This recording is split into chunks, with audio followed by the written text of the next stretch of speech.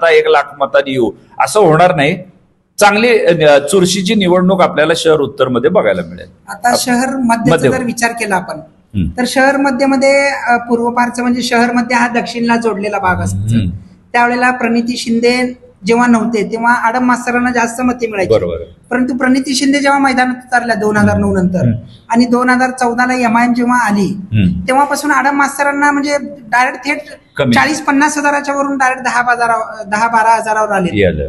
त्यांना काही यंदा फरक पडणार आहे. आणि दुसऱ्या बाजूला जे युवा म्हणून नेतृत्व ज्यांच्या हातात भाजपाने आता दिलेले आहे देवेंद्र कोटे, हे कितपत यशस्वी होतील असं वाटतं तुम्हाला? देवेंद्र कोटे काही महिन्यापूर्वी भारतीय जनता पार्टीमध्ये येऊन सहभागी झाले.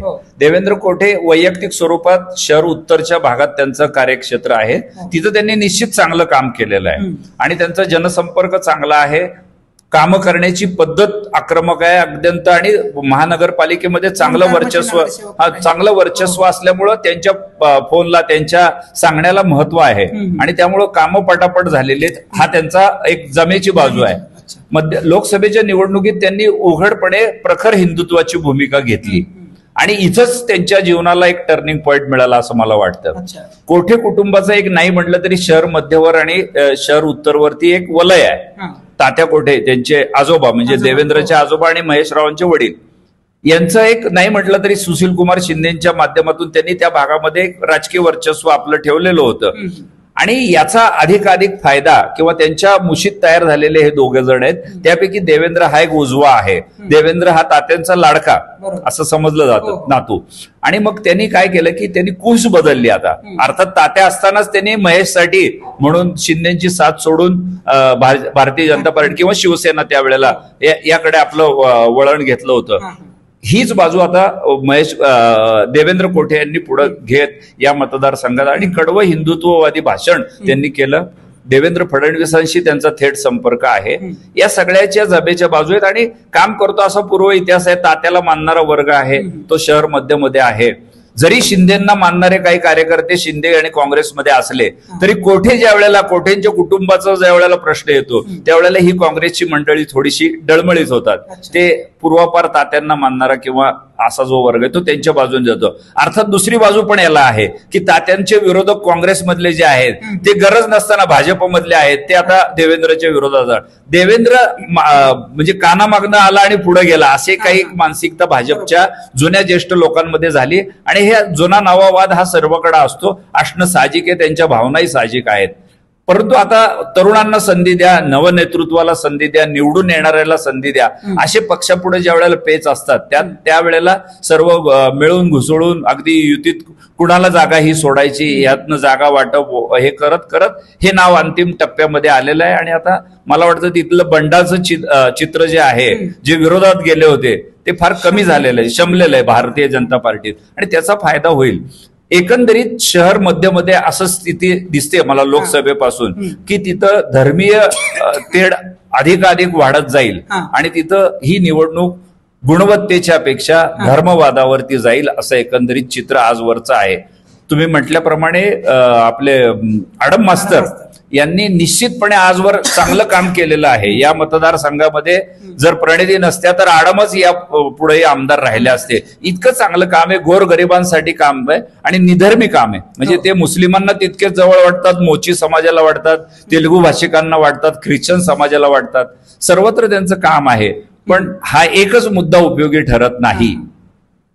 त्यामुळं भाजपा जसा जसा आक्रमक होत गेला, हिंदुत्ववाद जसा आक्रमक होत गेला तसं आडम मास्तर MIM सारखा पक्ष आल्यानंतर जो मुस्लिम समाज आडम मास्तरांच्या पाठीशी असायचा तो MIM कडे वळला. शाब्दीला यांचाच फायदा होणार आहे. शाब्दींनी लोकसभा निवडणुकीमध्ये नाही म्हटलं तरी पडद्यामागे जी भूमिका घेतली आहे त्याचा कदाचित त्यांना आता फायदा मिळतोय असं दिसतंय समाजातून.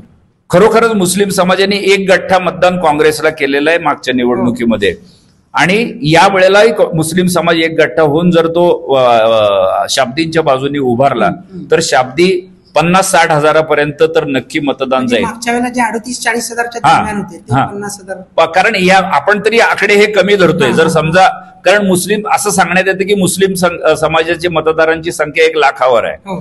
1,04,000 आपण 1 लाख धरू आणि त्यातलं जर 60-70% मतदान होत आहे, 70 झालं तर आडम मास्तर, चेतन नरोटे यांना मानणारा काही वर्ग आहे काँग्रेसला मानणारा मुस्लिम समाजामध्ये, नाही असं नाही, तर तो त्यांना मतदान करू शकेल. पण हे प्रमाण ज्या वेळेला निवडणूक शेवटच्या टप्प्यात जाते आणि धर्मीय वाद भिनवला जातो त्यावेळेला मुस्लिम समाज हा थोडासा अधिक आक्रमकपणे एकत्रित येतो. असे आजपर्यंत त्यांचा या मतदारसंघातील इतिहास आहे. त्यामुळे मला असं वाटतंय यावेळेलाही ते एकत्रित येतील आणि आडम मास्तर असतील, चेतन नरोटे असतील किंवा अन्य उमेदवार त्यांना याचा फटका बसून, म्हणजे ज्यांना मुस्लिम मतं भरोशाची आहेत ती तिकडे वळतील का, आणि त्यामुळं पारडं थोडंसं आपलं शाब्दींचं थोडंसं जड होईल का असं दिसतंय. मग तुम्ही म्हणताय की जे लोकसभेला दिसलं मुस्लिम समाज चुरशीनं, यंदाही मुस्लिम समाज चुरशीनं बाहेर पडेल, मतदान करेल, तयारी तशी चालू आहे, तयारी तशी चालू आहे. दुसऱ्या बाजूला कट्टरता जे तुम्ही म्हणताय की मध्यमध्ये वाढलेली आहे, हिंदू समाजाची वोटिंग जास्त आहे.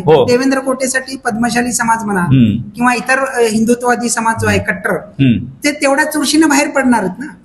पडावं लागेल अशा पद्धतीने त्यांची आता मोर्चे बांधणी सुरू झाली. तुम्ही सोशल मीडियावर बघताय प्रचार की भारतीय जनता पार्टीसाठी काय एकत्र या, काय चाललंय. म्हणजे आता ह्या पोस्ट किती सत्यता असत्यता आपल्याला त्याच्याशी पत्रकार म्हणून आपल्याला कुठल्या जात धर्म पक्ष गट याची बाजू घ्यायची नाही, पण ते दिसतंय, ते दिसतंय.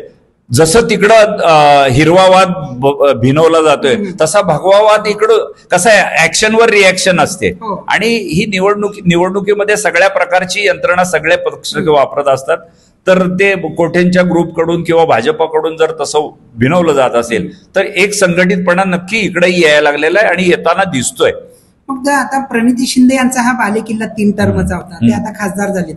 मग काँग्रेस आपली बाजू, आपली जागा पुन्हा एकदा ताबा कंटिन्यू ठेवण्यामध्ये यशस्वी मिळेल का चेतन नरोटेच्या माध्यमातून? नाही, काय आहे माहितीये का, प्रणिती यांच्याविषयीचा एक वेगळा या मतदारसंघामध्ये म्हणजे आपुलकी प्रेम आहे. 90,000च्या जवळपास त्यांना या लोकसभेच्या निवडणुकीमध्ये मतदान झालंय. दोघांनी, राम सातपुतेंना त्यांना जवळ 1000चा फरक आहे जास्तीत जास्त. दोघंही प्रबळ पक्ष आहेत हे आपण बघावं लागेल. आणि त्यावेळेला एक गठ्ठा मुस्लिम समाज तिकडे आहे, काँग्रेसकडे आहे.